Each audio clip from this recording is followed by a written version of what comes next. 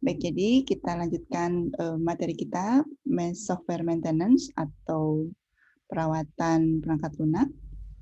Jadi kita sudah ketahui bahwa kita akan lebih mempelajari terkait refactoring.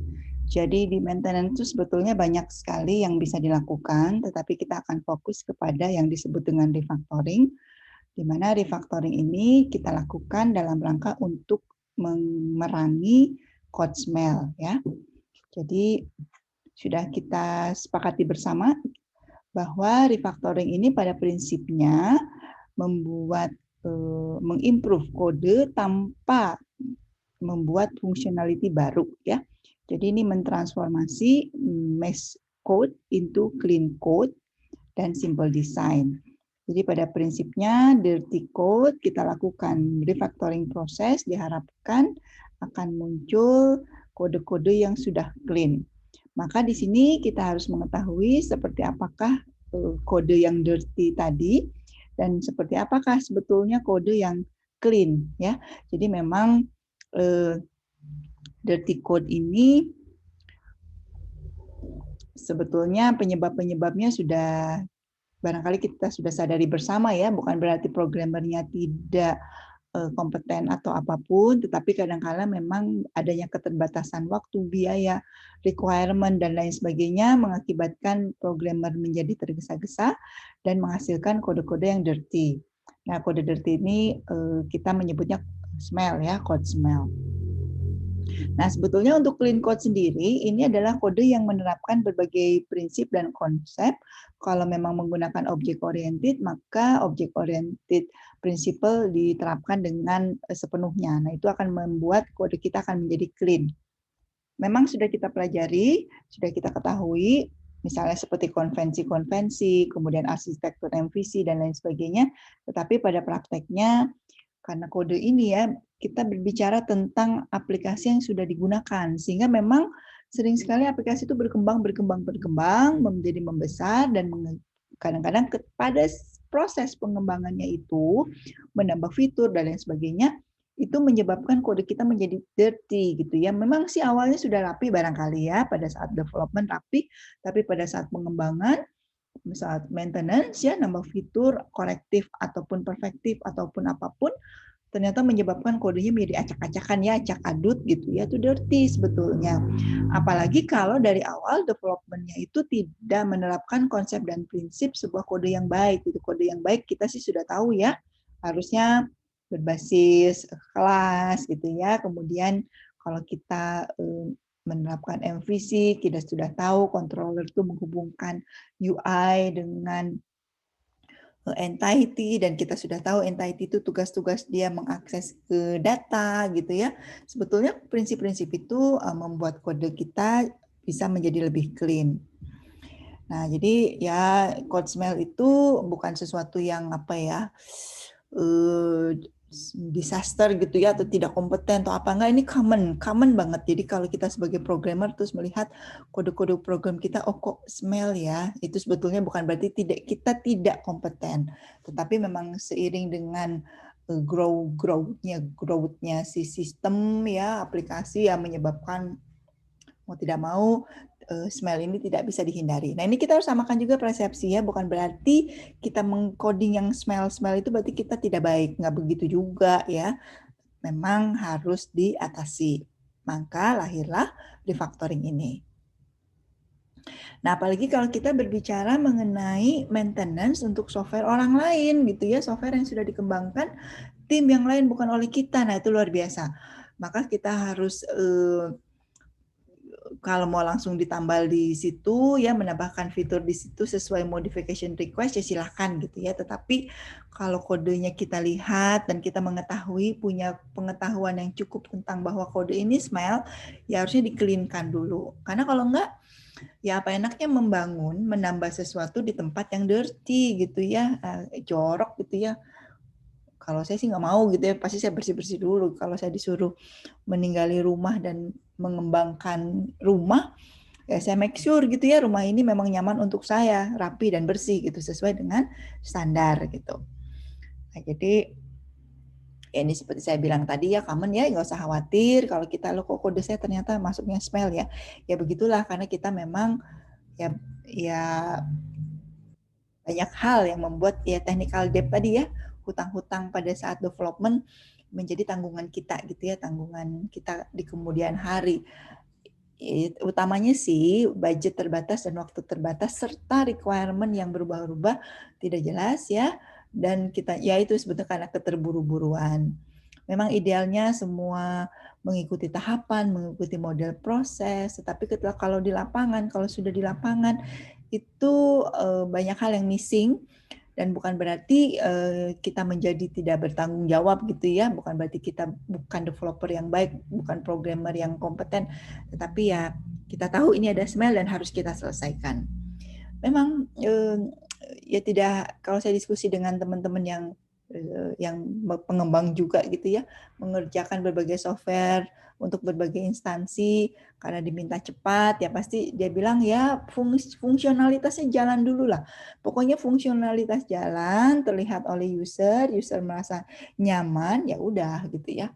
Di dalamnya, internalnya, nah akan ketahuan kalau ada white box testing ya. White box testing akan mengecek struktur internal dan kelihatan kenapa keriting begini ya. Nah itu potensi-potensi smell ya di kemudian hari. Memang kalau kita development yang baik, kita menyadari ada smell nih, ya jangan dijadikan hutang nanti keburu meledak gitu ya, langsung diperbaiki.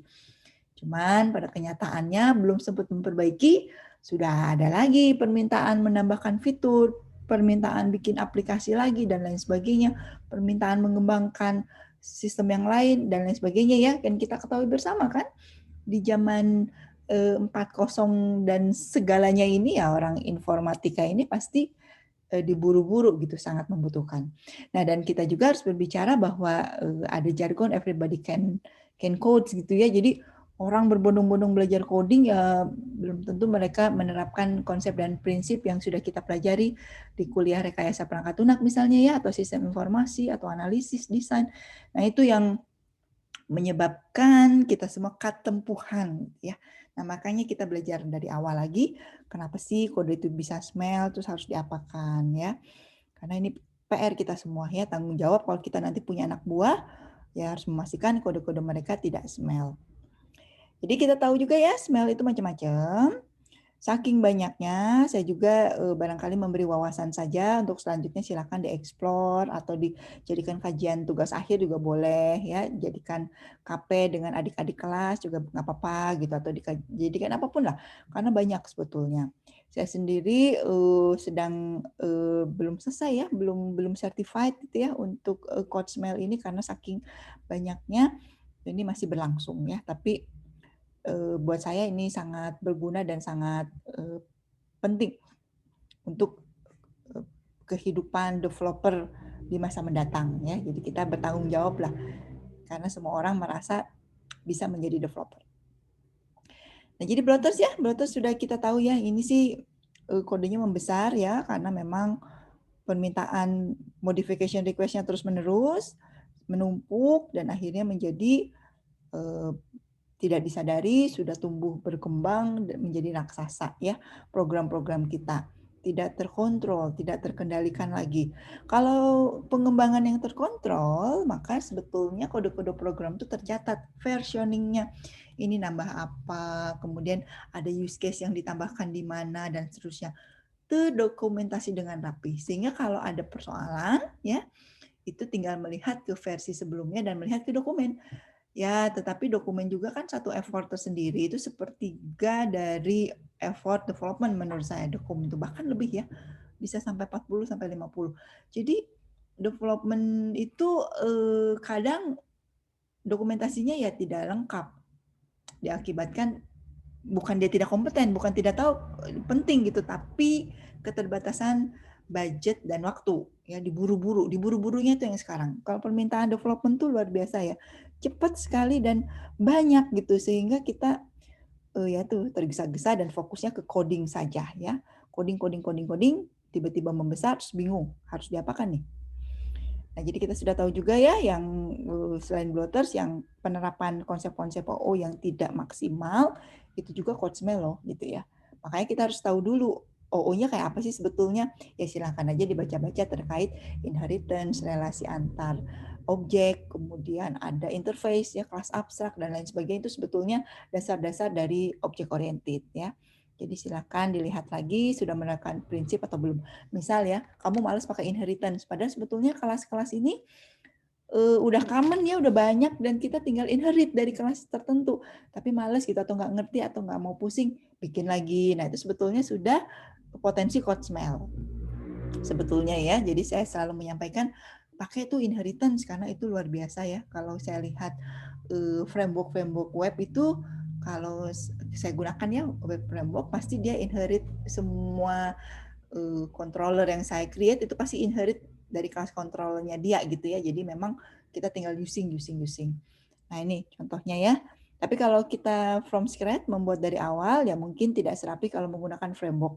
Maka memang ke depan ya kita sebagai developer dituntut sekali bisa luwes terhadap framework apapun gitu karena secara konsep dan prinsip semua framework itu mirip. Nah, kita tinggal menyesuaikan sekitar 2 minggu lah mempelajari atau explore lalu masuk ke framework yang sudah rapih itu.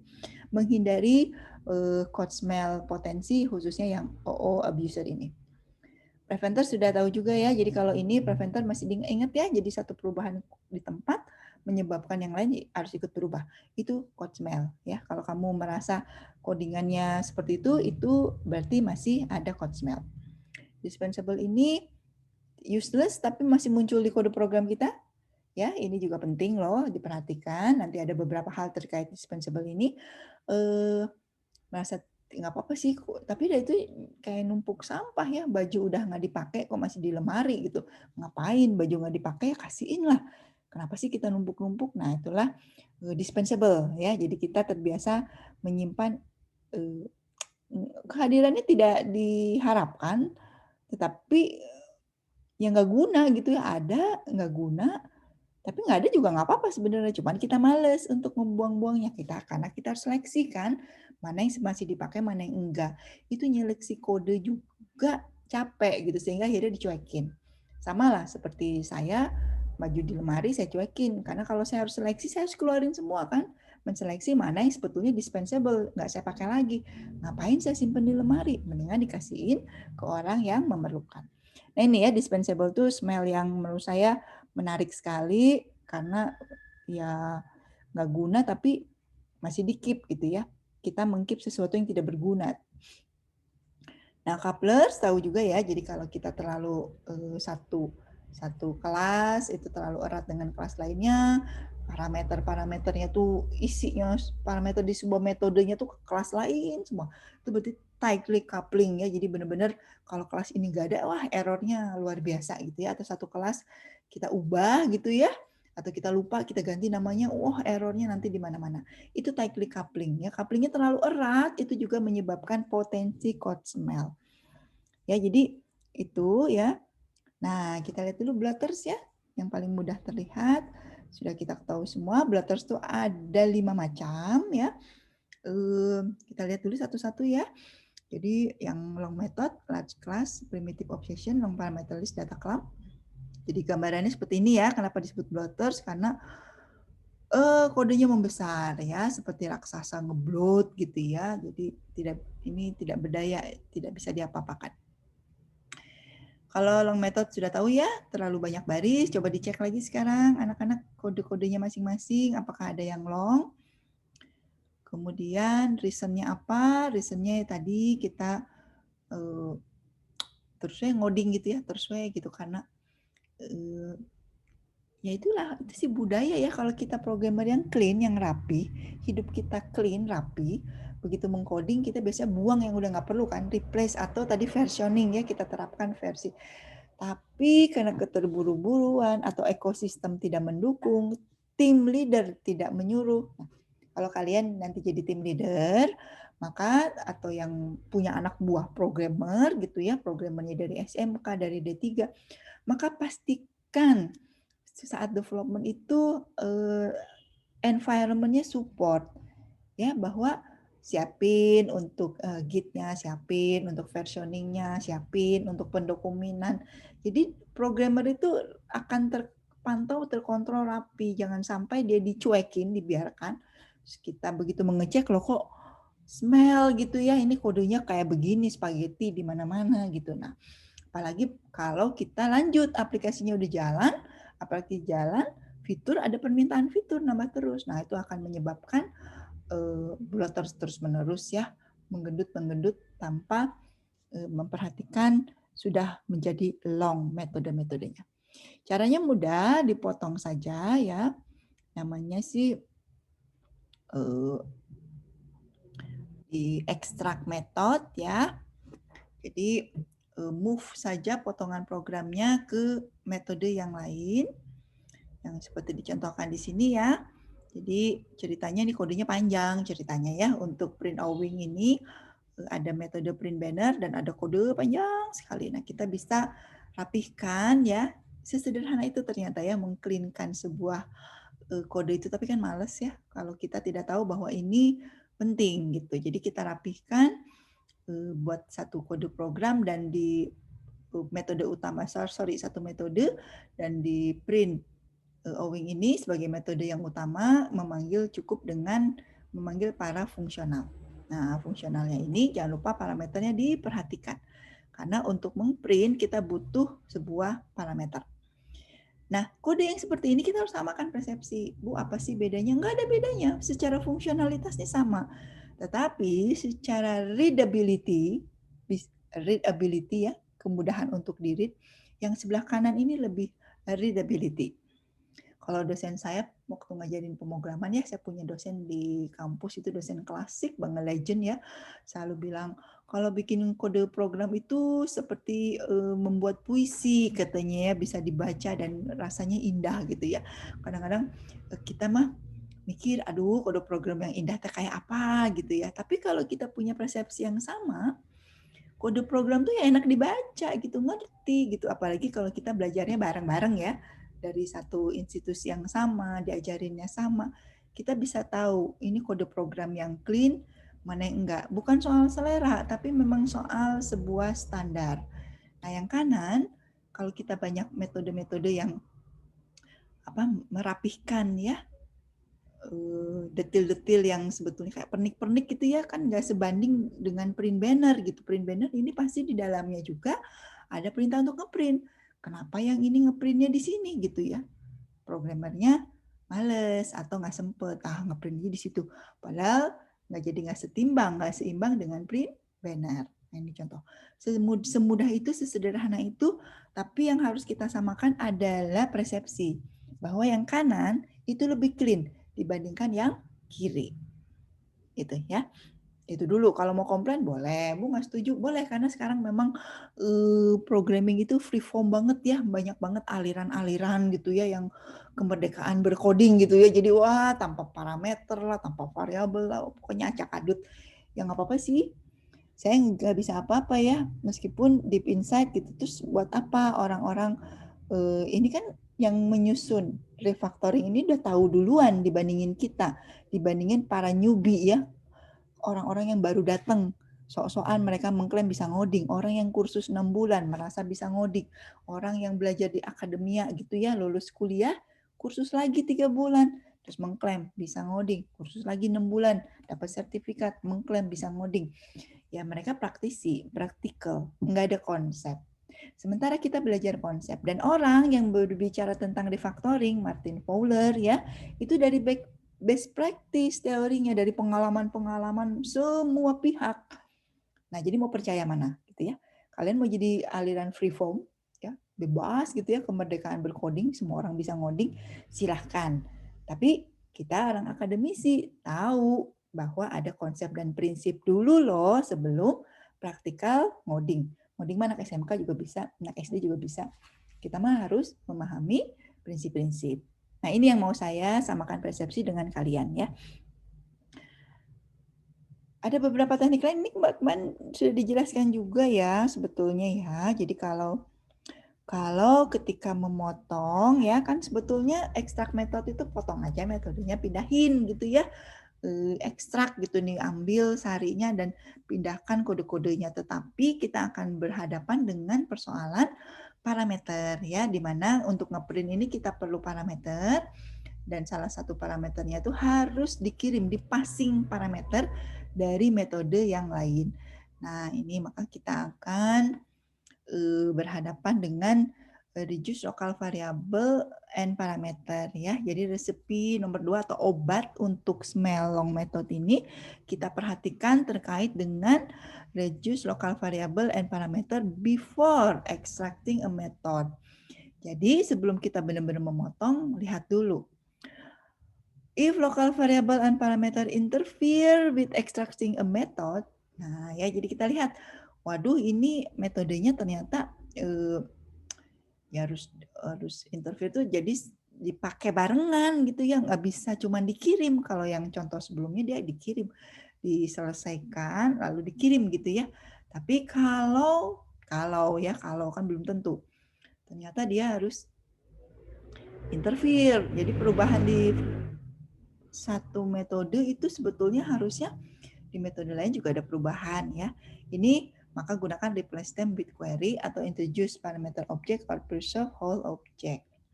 Nah, dimaksud dengan replace them with query, nih, kalau place the result of an expression in a local variable for later use in your code. Ya, jadi kita ini kalau ada ekspresi, resultnya kita simpan di local variable untuk later di use ya. Jadi misalnya, aduh sorry ya, ini nggak ada kodenya tapi mudah-mudahan terbayang. Misalnya kita punya metode, ada perhitungan di situ, ya. Lalu perhitungan itu kan harusnya dikirim ya. Kalau metode yang bagus itu hasil perhitungan itu dikirim, di return. Nah kita nggak ngirim, metodenya itu kita buat void dan kita menyimpan di variabel lokal, di print langsung di situ gitu ya. Sebetulnya itu nggak keren sih. Metode itu bagusnya ada passing, ada return value yang dikirim. Nah ini kalau kita membiasakan atau memilih untuk tidak ada hasil ekspresinya tuh disimpan di lokal ya, di lokal variabel metode tersebut. Jadi misalnya kita biar var result gitu ya, atau atau integer result. Nah, nanti si resultnya disimpan di lokal itu gitu ya. Nanti later di use gitu di in your code. Nah ini menyebabkan menyulitkan kalau kita mau extract method. Karena variabel-variabelnya jadi banyak variabel lokal gitu ya. Nah solusi yang ditawarkan, move the entire expression to a spirit method and return the result from it. Nah jadi kita gunakanlah semua rumus-rumus tadi pindahin ya. Lalu pakailah return ya, return ke resultnya itu. Query the method instead of using a variable, incorporate the new method in order method if necessary. Jadi disarankan, jadi ceritanya kalau kita punya kode yang panjang ya, ada banyak lokal variabelnya juga di situ, kita mau potong nih. Gimana motongnya? Itu variabel-variabelnya di bawah apa ditinggalin gitu ya. Nah, jadi caranya lokal variabelnya biarin, potong si yang rumus-rumusnya, lalu si rumus-rumusnya itu hasilnya di return. Returnnya ditangkap oleh si lokal variabel. Bisa membayangkan ya? Kita lihat ya, jadi itu solusinya. Kalau kita lihat long method, terus hati-hati lihat, ih banyak variabelnya nih, variabel lokal. Aduh rumus-rumus itu disimpan di variabel lokal, motongnya gimana? Kalau saya motong rumusnya doang, variabelnya kan di lokal. Kalau variabelnya dibawa, nanti kesimpan di metode yang baru dong. Maka caranya di metode barunya itu ada return result gitu ya. Jangan ditaruh di lokal variabel di metode baru tersebut. Kita contoh yang sebelah kiri ya. Ini sudah juga kemarin disinggung ya. Kita lihat lagi. Ini double calculate total. Double base price sama dengan quantity kali item price. Nah ini ada perhitungan. Quantity base price itu quantity dikali item price. Asumsi berarti ya ada variabel quantity, ya kan? Ada variabel item price. Nah, ini disimpan di base price. Mana variabel lokalnya? Variabel lokalnya sih ini, si base price.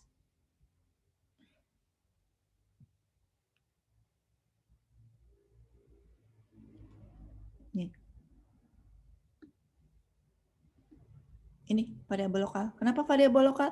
Karena variabel base price ini kita lihat ya dideklarasikan langsung diassign kan. Variabel base price ini milik calculate total ya. Ini kan metode nih. Gitu. Nah, ini variabel lokal. Lalu ada perhitungan lagi. Kalau base price-nya di atas 1000, maka return base price dikali 0,95. Else return base price kali 0,98. Jadi si lokal variabel ini kita hitung ya. Ada perhitungan lagi menyangkut lokal variabel base price. Kalau kita lihat ya codingannya, waduh semua ada rumus nih, ada perhitungan dan semua terikat ke variabel base price ini. Terikat erat gitu. Karena assignment-nya disimpan di base price, lalu base price-nya dirumus ya, dikondisionalkan, lalu dihitung ulang, dan di return. Jadi kita lihat di contoh, ini ceritanya codingannya panjang ya. Kebetulan disederhanakan supaya kelihatan. Nah ceritanya ini long, harus di ekstrakkan metodenya ya, harus dipotong. Tapi kita lihat, loh ada variabel-variabel yang lokal. Nah harus diapakan? Kita lihat yang sebelah kanan.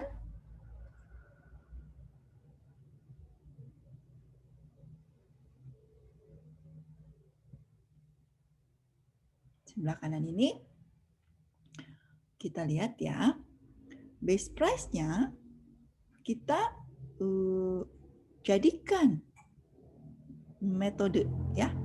Instead of dia jadi variabel lokal, dia kita jadikan metode. Ya. Kan reduce variabelnya. Jadi kita kan ada PR nih, aduh si variabel ini lokal. Kalau saya potong, masa jadi dua variabelnya atau nggak nyambung ya perhitungan di metode yang kita potong nggak sama dengan lokalnya. Maka kita reduce lokal variabelnya itu. Nah, caranya jangan dibuat jadi variabel lokal, tapi kita buat jadi ini jadi sebuah metode ya. Dan metodenya itu ada rumus perhitungannya dan di return hasil perhitungannya untuk digunakan di dia ya. Jadi kita lihat nih base price yang di sini bukan lagi lokal variable karena kita harus reduce, tapi dia berupa metode. Apakah mengubah fungsi? Enggak ya. Kok lagi jadi lebih panjang? Iya sih gitu ya. Kok jadi lebih panjang ya? Tapi ini kan contoh ya. Jadi contoh kalau kita lihat kan ini bicara long method. Metode yang pertama panjangnya segini. Metode yang kedua jadi lebih panjang ya kodenya. Tetapi kalau kita lihat masing-masing metode ini lebih pendek. Lebih pendek satu baris ya. Ini bicara contoh soalnya ya. Lebih pendek satu baris. Lalu ada metode baru, isinya mengformulasi si base price tersebut dan di return dan digunakan di calculate total ini. Secara kode, secara fungsi sama. Secara kode yang kiri baik-baik aja kok gitu ya. Kenapa sih mesti dijadiin yang kanan? Nah, itulah refactoring ya. Kalau kita ingin mereduce variabel. Variabel lokal itu sebetulnya memang bumerang sih. Kadang-kadang kita bikin banyak banget variabel lokal itu menggendut ya, melihara kegendutan gitu di variabel lokal itu. Nah sebenarnya yang kedua ini lebih clean. Ya boleh sih nggak setuju ya.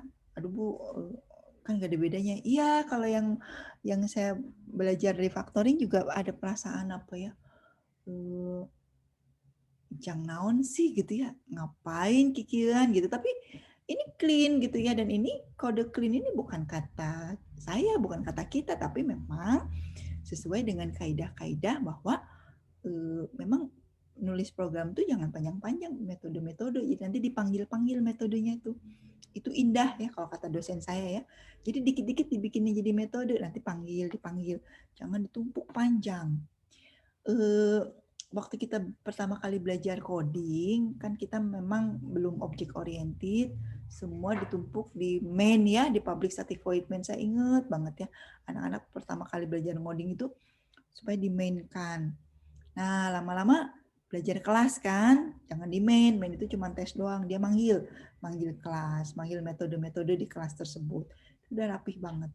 Sekarang kita lihat kelasnya. Metodenya sekarang kita lebih rapihkan. Oh, metodenya yang panjang-panjang. Kita potong-potong jadi berbagai metode. Jadi kumpulan metodenya itu banyak dan panjang. Lama-lama sebetulnya kita tahu juga, bikin aja jadi interface gitu ya. Karena kumpulan metode, nanti tinggal diimplementasikan, tinggal dipanggil. Kebayang? Itu tuh sebenarnya konsep object oriented gitu ya. Jadi kalau kita ngoding satu metode panjang, apalagi di static void main panjang. Waduh, itu sebetulnya abuser ya, object oriented abuser. Jadi tidak memaksimalkan pengetahuan tentang object oriented. Ya, terutama sampai ke interface sebetulnya, kelas abstrak juga. Jadi metode kumpulan metode karena detail itu harus disembunyikan. Masih ingat ya prinsip abstraksi menampilkan esensi-esensi dan menyembunyikan detail. Detail itu ada di dalam kode program. Harusnya disembunyikan di dalam metode. Nah, ini yang harus kita samakan persepsi. Dan saya agak mikir juga sih, kalian udah tingkat 4, anak semester 8 ya, baru belajar clean code. Mudah-mudahan sih bisa ya improve. Jadi kalau yang waktu belajar awal semua digabung di static void main gitu ya, sekarang sudah seperti ini kodenya. Dikit-dikit metode, dikit-dikit metode. Metodenya dipanggil, saling passing. Itu kode yang lebih clean. Nah, ini menarik ya. Contoh ya, dicontohkan di sini. Kalau kita punya metode yang repeating group of parameter. Ceritanya kita punya kelas customer, lalu ini omitted ya, variabelnya atau atributnya kita sembunyikan ceritanya ya, ada atributnya, tetapi kita fokus kepada metode karena kita lagi belajar tentang long method. Di sini kita nggak lihat long-nya, jadi di sini kita tidak melihat metode tersebut long ya, berapa sih barisnya, karena tidak diperlihatkan, tetapi kita perhatikan metode kita contain a repeating group of parameter. Kalau kita melihat ya, kita lihat ada 3 metode di sini dan masing-masing metodenya tersebut parameternya itu sama, itu repeating. Buat kita sih no problemo gitu ya, tetapi kalau kita kebiasaan gitu ya membuat metode ini kan amount invoice, invoice-nya ya. Lalu kita hitung amount receive, kemudian amount overdue ya. Jadi kita ceritanya nih menghitung invoice diterimanya kapan, harusnya diterimanya kapan. Kalau dia telat ya invoice-nya itu overdue, telat bayarnya nih. Nah, ini overdue ini metode untuk menghitung. Dan kalau kita lihat memang butuh start date dan end date. Kita perlu tahu invoice ini mulainya kapan, batas akhirnya kapan. Itu start date dan end date. Receive juga sama. Kita harus tahu ini minimal atau paling cepat diterimanya kapan, paling lambat tuh kapan. Sehingga kan invoice, tahu ya invoice ya, tagihan harus dibayar. Sehingga bayarnya juga kita bisa lihat start date-nya kapan ya, end date-nya kapan. Kalau lewat dari end date itu overdue. Harus nuntut nih kita. Invoice saya belum dibayar. Nah ini ceritanya customer ini kita buatkan metode seperti ini. Oke ya, ini nggak bicara long method, ini bicara repeating group of parameter. Salah? Enggak sih, nggak apa-apa, emang baik-baik aja, boleh kayak gini ya. Tapi kalau kita mau lebih clean, nah bicara clean kan, mau seberapa clean sih kamu gitu ya, mau OCD kah ya, OCD tahu ya, OCD itu orang yang harus rapi, tertib, bersih gitu ya. Kalau kita programmer yang OCD, lihat kayak gini pasti gatel. Aduh, ini kenapa parameternya diulang-ulang ya? Ini parameternya sama semua nih, semua metode. Kenapa parameternya sama nih? Harusnya bisa diapain? Nah, harusnya bisa diapain ini kita lihat ya. Solusinya replace this parameter with an object. Kita buatlah sebuah kelas yang bernama data range. Jadikanlah data range tersebut menjadi tipe dari parameter date. yang digunakan di ketiga objek. Ketiga metode. Ya, jadi daripada kita membuat parameter dengan sama ya, ini kebetulan started ended, tapi barangkali kita bisa aja parameternya itu nggak begini tapi panjang gitu ya, tapi sama. Jangan dibiarin, karena itu sebetulnya smell. Diapakan?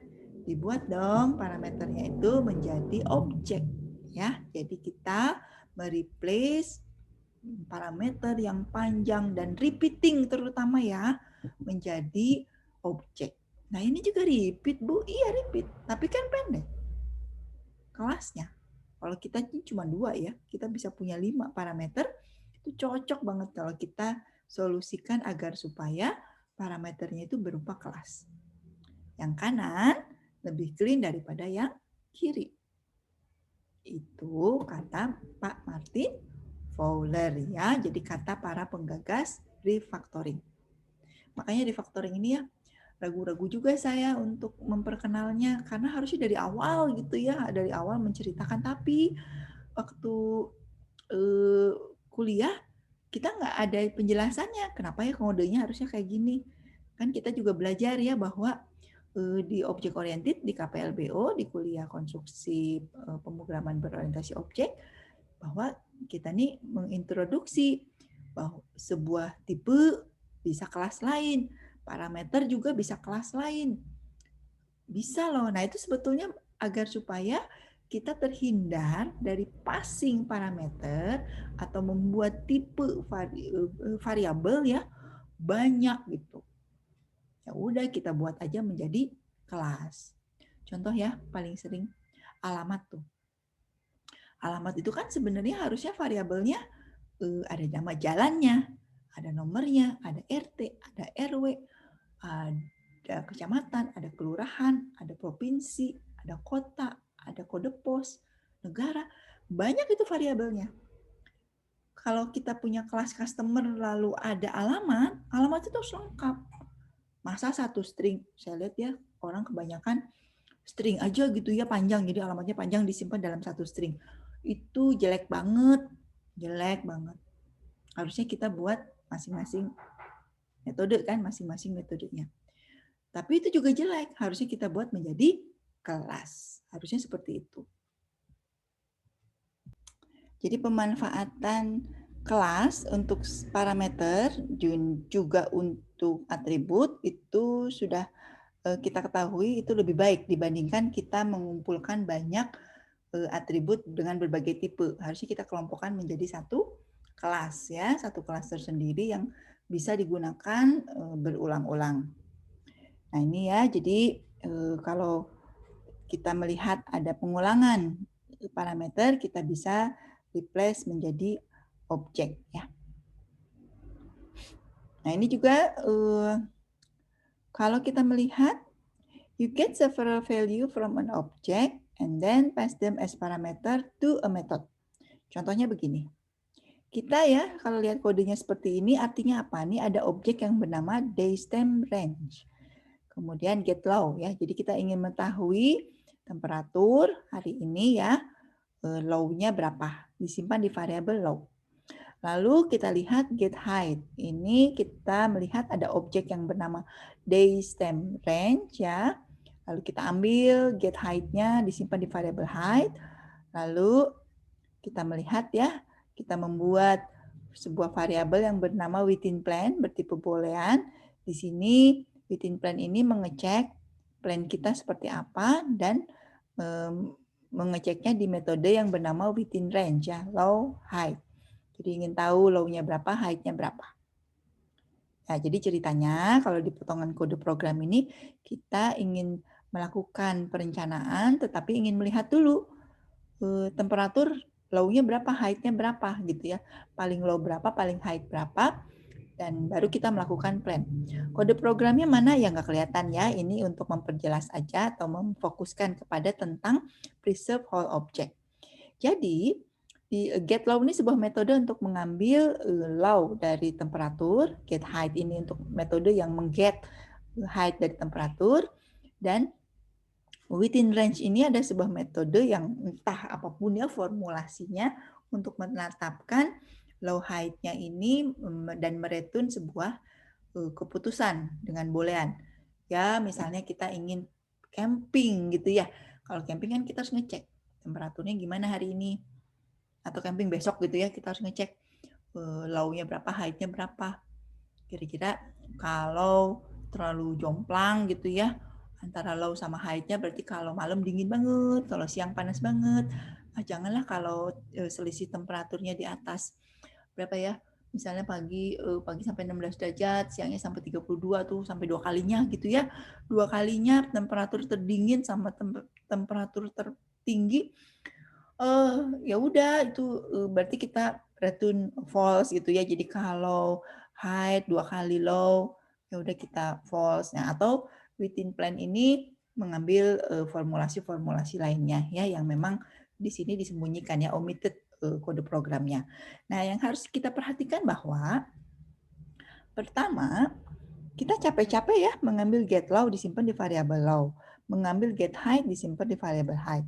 Low height-nya itu disimpan ke atau dikirim menjadi parameter di within range.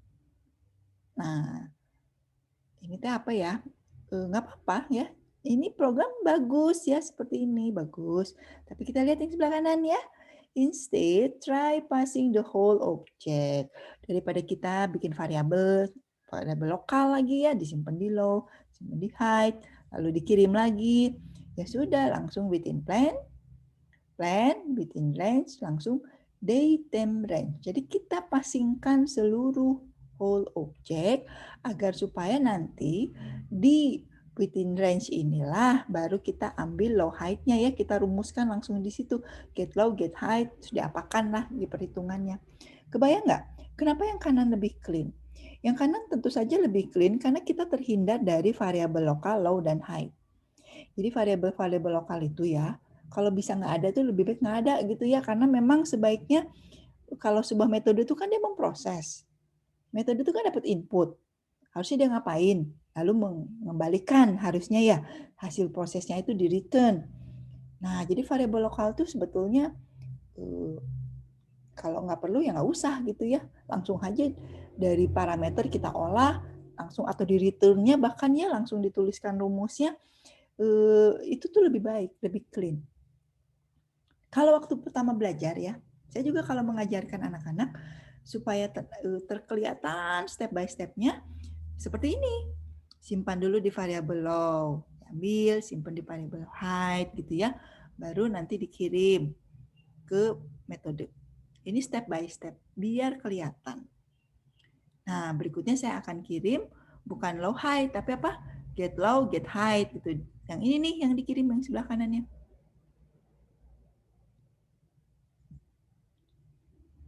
Nah, yang ininya nih, bisa aja kan ininya nih, segini, sorry. Si datetime-nya ini ya.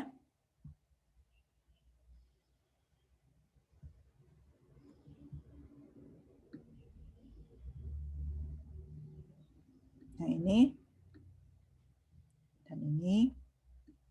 Bisa aja kita ngodenya ke sini ya. Nah, tapi kan berarti ya kode ini ngapain gitu ya? Langsung saja lebih bagus lagi kalau satunya semuanya nih. Jadi get height, get low-nya biarkan aja diurus oleh si metode yang within range. Metode yang memang tugasnya dia menghitungkan low dan height-nya. Jadi yang kiri bagus ya, baik. Ini untuk awal-awal kita ngoding, kita pertama belajar step by step kayak gini cocok ya. Next step-nya ya tadi ya get low, get height-nya disimpan di variabel. Tapi kalau kita memang mau next stage ya refactoring, ini preserve whole object itu lebih clean. Ya, jadi ya boleh juga sih kalau nggak setuju. Saya juga kadang-kadang aduh deg-degan gitu kalau whole object ini kalau objeknya apa kok kayak dikirim semua gitu segepok ya ya mungkin si within range ini akan sangat banyak butuh metode-metode dan atribut dari objek daystem range ini gitu ya. Jadi Kurang lebih seperti itu. Nah, berikutnya.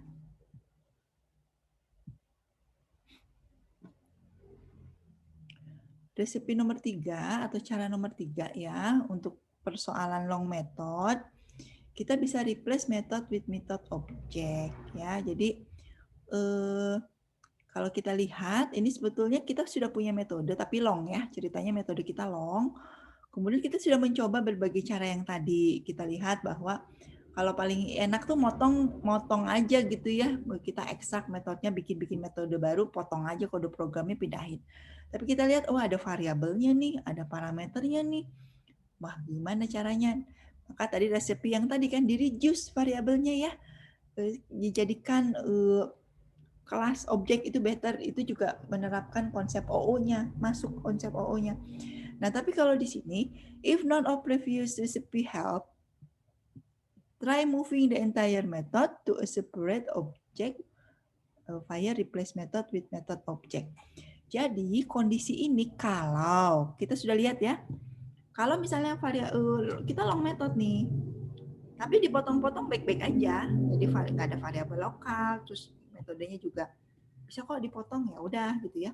Tapi kalau kita lihat ada perhitungan, kemudian ada variabel yang harus dipakai bersama, ya kita bisa terapkan tadi resepi nomor 2 tadi ya. Mau dijadikan objek, mau ya tadi ya kalau ada pengulangan di parameter kita jadikan objek dan lain sebagainya tadi ya. Tapi ini masih nggak bersih, masih kendala gitu, masih susah membuat jadi clean-nya. Nah, ini ada resepi ya, replace method with method object. Nah, jadi problem ini kalau ini tuh nggak harus dilakukan, yang sederhananya extract method aja. Nah, ini kalau you have a long method in which the local variable are so intertwined that you can apply extract method. Nah, ini ya mungkin metodenya rumit banget sehingga kita banyak memerlukan variabel-variabel untuk mengolah gitu ya, mengolah di dalamnya. Itu kita kalau pakai extract method motongnya gitu aja akan kesulitan. Nah, sehingga diusulkan seperti ini ya, method replace method with method object. Jadi solutionnya transform the method into a separate class so that the local variable become field of the class. Then you can split the method into several methods within the same class. Gitu loh ya. Jadi kalau kita lihat, waduh ini mah metodenya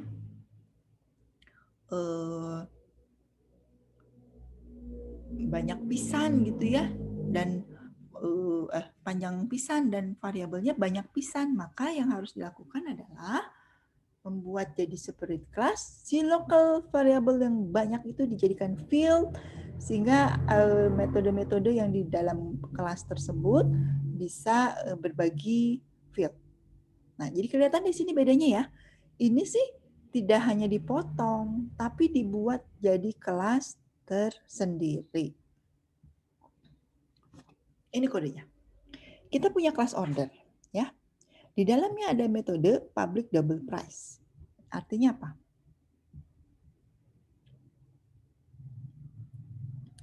Ini metode ya. Dan ceritanya metodenya long ya. Di sini kita lihat dia ada variabel lokal.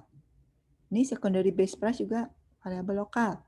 Double tertiary base price juga lokal ya. Lalu ini ceritanya panjang di sini. Ini juga ceritanya panjang ya. Ceritanya kan ini long metodenya ya. Meskipun yang dicontohkan di sini kok pendek banget. Ya nggak gini. Ini kan disederhanakan supaya lebih jelas. Nah solusinya yang sebelah kanan. Class order ini kita lihat ya.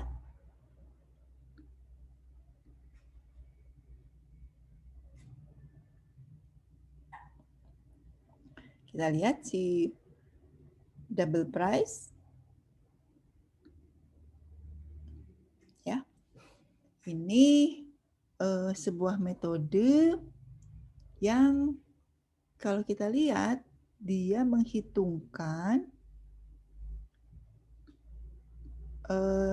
new price calculator this compute. Nah, kok jadi rumit ya? Tapi nggak rumit sebetulnya kalau kita lihat. Si kode-kode program yang banyak variabelnya itu pusing ya. Kalau kita punya variabel lokal itu, kalau makin banyak, sebenarnya itu nggak clean. Maka kita harus usir ya, dibikin kelas baru. Ini sebetulnya namanya extra class. Jadi nggak cukup cuman extract method, ini extract class ya. Kelasnya ini kita bikin baru nih, price calculator. Semua variabel-variabel lokal yang nyusahin gitu sebetulnya ya. Jadi ini loh, kita samakan persepsi ya.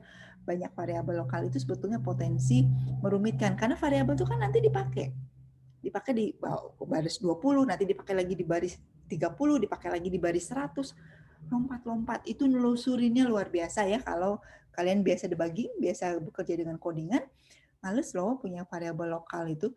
Nah, masalahnya free form atau kemerdekaan berkode itu ya, banyak banget orang yang variabelnya tuh mencolok gitu ya, nggak dideklarasikan kayak gini. Ini PHP yang rapi. Butuh variabel, bikin di situ sesaat. Butuh lagi, bikin sesaat di situ. Jadi deklarasi otomatis dihitungkan. Terus nanti kita lupa ya, atau kita mengirimkan variabel yang mana sih yang harusnya dikirimkan dan mana, dan variabel tersebut kan harusnya saling terupdate gitu. Nah, kalau kondisinya seperti itu, maka lebih baik kita membuat satu kelas baru. Ini print calculator ya. Di mana kelas baru itu nih variabelnya ini dari sini. Ya kan, dipindah ya. Kemudian print calculator ini ada ada metode price calculator. Ini konstruktor ya, dengan order. Nah, ini ceritanya ada kelas order ya. Nih kelas order yang ini nih. Lalu di sini ceritanya dilakukan pengkodingan bagaimana melakukan order ceritanya ya. Nah, sehingga di kelas order ya, ketika kita ingin menghitung double price, jadi kita mau ngecek sebetulnya price-nya itu berapa sih, base price, secondary, tertiary ya. Jadi untuk menghitung base price ini kita konstruk ya si kelasnya ini.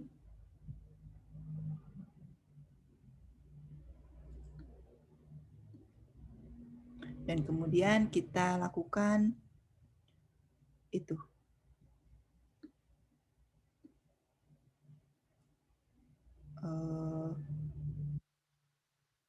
Return new. Itu berarti langsung instansiasi price calculator this. Di situ berarti besi ordernya itu ya. Lalu lakukan compute. Jadi langsung mengcompute price calculator atau konstruktornya si kalkulator. Nah ini kiri kanan, kok lebih rumit yang kanan? Ya, seolah-olah begitu ya. Karena variabelnya tetap ditulis juga kok. Tetapi memang lebih sistematis. Jadi dikelompokkan, ada kelas order, ada kelas price calculator, lalu ada metodenya gitu ya. Jadi kita lihat di sini ya, di sebelah kiri satu kelas satu metode, tapi belum, tapi gendut. Yang kanan ada dua kelas, masing-masing satu punya metode tapi nggak gendut.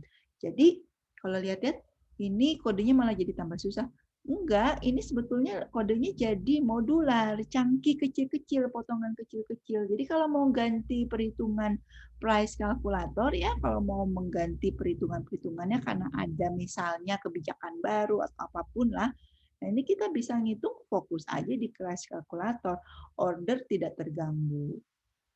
Begitu ya, jadi yang kita fokus gitu ke masing-masing kelas, lalu fokus ke masing-masing metode yang ada di kelas tersebut.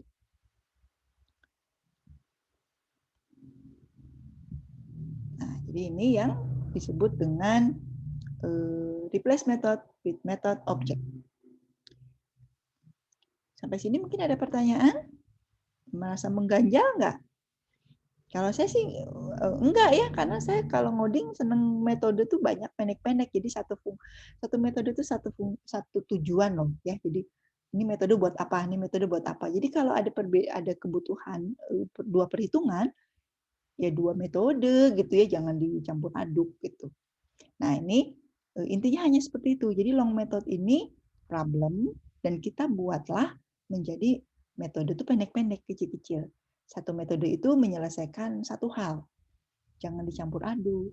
Sebenarnya begitu ya kalau kita benar-benar gitu memahami sistematika, lalu objek oriented, modularisasi ya, modular gitu. Jadi prinsip-prinsip dekomposisi, kalau kita semua prinsip computational thinking-nya kita terapkan ya, ada abstraksi, ada dekomposisi, yang sebelah kanan itu lebih clean sebetulnya ya. Meskipun sama aja kok gitu ya, fungsinya sama aja dan kok lebih panjang gitu ya, soalnya lebih rumit. Enggak, itu lebih cool, nah, lebih keren. Nah, sekarang ada lagi long method ya, tapi menyangkut conditional and loops. Ini menarik banget ya. Conditional and loop, conditional operator and loop are a good clue that code can be moved to a separate method. For conditional, use decompose conditional. If loop are in the way, try extract method. Oke. Nah, jadi kalau kita punya kode yang long, nggak nyadar gitu ya, atau kita dikasih tugas atau dikasih ya tugas sama tempat kita kerja, lihat kode punya orang lain dan kita lihat, waduh ini satu fungsi sampai 200 baris gitu per fungsi, semua diublek di situ ya, jadi tidak mengerjakan satu tujuan tapi ditumpuk di situ semua gitu. Itu udah long method itu, udah bloaters ya sebetulnya. Meskipun baik-baik aja sih jalannya, yang penting mah jalan ya program tuh ya. Tapi kita tahu, oh ini bloaters nih. Dan kita melihat banyak banget if-nya. Nah, if ini sebetulnya good clue. Kalau kita melihat codingan program, di situ ada if ya, berderet if. Nah, kita tahu ini bisa di pecah-pecah nih, si if-nya tuh bisa saya pindah-pindahin. Supaya diekstrak metodenya ya, dipindahkan menjadi metode yang baru. Kemudian sama kalau kita lihat while juga loop ya atau for. Nah, ini cocok sekali untuk ekstrak metode. Nah, kenapa sih kita harus punya program itu modularisasinya bagus ya. Jadi fungsi itu jangan banyak-banyak, satu hal satu tujuan. Nanti kalau kalian sempet sih, sebetulnya kalau di kurikulum standar ya kuliah pemrograman paralel tuh harusnya ada gitu ya di S1, tetapi kita nggak ada ya, kita adanya di pilihan saja. Nah, di parallel programming itu kita memastikan semua itu bisa dijalankan bersamaan. Jadi kalau kita punya program panjang, ya, kalau mau dikodingkan menjadi paralel, itu sebetulnya gimana caranya kode panjang ini 1000 baris gitu ya, nggak satu-satu, nggak sekuen, tapi bisa serentak barengan karena kita punya banyak prosesor. Kita harus potong, chunky ya, potong-potong. Makanya sebetulnya harusnya direfaktor dulu, di-clean-kan dulu, dibuat jadi metode-metode. Nah, metode tersebutlah yang dijalankan serentak. Nah, jadi maksud saya ini selaras ya. Mau di konsep dekomposisi bahwa satu program itu harusnya terdiri dari fungsi-fungsi yang satu tujuan ya, satu fungsi itu jangan ditumpuk di situ semua. Yang kedua, ya memang kalau kita nanti ya object oriented ya, itu kan semua by function gitu, tidak ditumpuk di satu main method, tidak ditumpuk juga di fungsi-fungsi metode-metode tertentu, tapi kita harus pilah-pilah gitu ya, supaya lebih mudah ditelusuri. Kalau ada error ya cuma di situ aja gitu ya. Dan kedepannya kalau kamu nanti belajar pemrograman paralel ya sebetulnya paling enak itu kode program tuh nggak panjang karena kita harus mengupayakan dia serentak dieksekusi. Nggak mungkin kalau satu metode itu panjang banget, gimana serentaknya? Dia harus jalannya sekuen, maka harus dipotong-potong jadi beberapa metode. Metode itulah yang nanti bisa dijalankan secara serentak atau simultan. Nah, biasanya loop ya, loop. Makanya di sini loop itu gunakan exact method. Khusus untuk for, katanya digunakan decompose conditional. Apa itu decompose conditional? Decompose conditional ini, you have a complex conditional if then else or switch. Kalau memang kita mengcoding sesuatu yang ada kompleksitasnya ya. Sebenarnya semua e-commerce, semua aplikasi yang ada proses bisnisnya itu menurut saya ada potensi kerumitan kondisional. Untuk if itu ya, misalnya ngecek stok barang, bikin apa kantin, tapi kita harus ngecek makanannya ada apa enggak gitu ya. Kalau ada yang pesan 10, makanan cuma 5, tuh gimana separuhnya aja diatasin atau enggak gitu. Ada pemesannya 3, ada pesan 10 tapi stok cuma 2, batalin apa lanjutin cuma 2. Kalau stoknya mendekati 10, 6, lanjutin. Tapi kalau stoknya kurang dari 5, batalin. Nah itu kan if semua loh. Padahal itu tentang e-commerce atau tentang kantin gitu ya, atau tentang pemesanan gitu. Ketersediaan versus dengan pemesanan. Nah, if itu memang penyebab kompleksitas. Mau tidak mau kita harus mengakui ya, makanya logical thinking, logical ya. If then else itu udah modal aja. Kalau udah bisa if then else, ya udah sekompleks apapun persoalan, penyelesaiannya if then else. Nah, di sini refactoring kita lakukan decompose. Decompose the complicated part of the conditional into separate method. The condition, then, and else. Gitu. Ya, jadi ada caranya supaya bisa lebih clean. Gimana caranya? Nih, if the summer start or the summer end, lalu change sama dengan quantity kali winter rate plus winter service charge, else charge sama dengan quantity per summer rate. Jadi bisa kelihatan ya dari potongan program ini, meskipun saya tidak menyiapkan contoh lengkap ya, tidak mengcoding, tapi saya pengen kalian bisa membaca kode program, ini bisa kelihatan kan? Ini pasti ceritanya tentang charge biaya ya, jumlah dikali summer rate. Jadi kalau musim panas mungkin lebih mahal, kalau musim dingin mungkin lebih murah, atau kebalik gitu ya. Maka di sini charge itu rumusnya quantity jumlah dikali winter rate plus winter service charge. Jadi ceritanya kita harus mempertimbangkan rate winternya sama berapa biaya charge service ketika winter. Dikaliin quantity, jumlah orang mungkin ya. Dan ini ngecek juga, ngecek dulu date-nya before summer apa after summer gitu ya. Kalau before summer berarti sebelum musim panas. Kalau after summer berarti setelah musim panas. Berarti musim gugur. Kalau yang ini berarti musim semi gitu ya. Nah, ini ceritanya perhitungan charge tapi mempertimbangkan banyak hal sehingga harus dilakukan if then else ya. Solusinya seperti ini. Jadi kita lihat ya. Jadi kita buat function namanya isSummerDate. Jadi jangan dikondisionalkan seperti ini. Tapi kita cek boolean isSummer, masukin date-nya summer apa bukan gitu ya. Atau seperti apa return-nya. Nah, nanti kalau dia terpenuhi, maka kalau summer, maka summer charge. Ini metode juga kan. Ambil kuantitinya. Kuantitinya kelihatannya atribut ya. Atribut dari kelas ini. Lalu S-nya winter charge dikali quantity. Semua perhitungan tersembunyi di summer charge atau winter charge. Ini lebih clean. Kelihatan nggak? Orang tuh ngeliat kode kayak gini ya, keren banget, rumit gitu ya. Ada or di dalam if, ada perhitungan gitu. Tapi yang kanan itu lebih clean. Lebih bersih ya. Meskipun nanti di summer charge ada perhitungan, di winter charge ada perhitungan juga. Tapi itu lebih fokus. Yang satu metode untuk menghitung summer charge, yang satunya lagi fokus menghitung winter charge. Karena rumusnya berbeda. Kalau summer charge seperti ini, kalau winter charge seperti ini. Nah, ini namanya decompose conditional. Ya kalau mau tetap yang kiri nggak apa-apa juga ya, karena kita style gitu, kagok, aneh banget sih dikit-dikit bikin metode, dikit-dikit bikin metode. Oke, belum terbiasa ya, karena kita waktu di awal belajar dibiasain justru ditumpuk satu metode. Nah, makin ke sini sebetulnya makin clean. Mudah-mudahan sih makin merasa bahwa dikit-dikit dijadiin method itu sebetulnya memastikan tidak terjadi long method.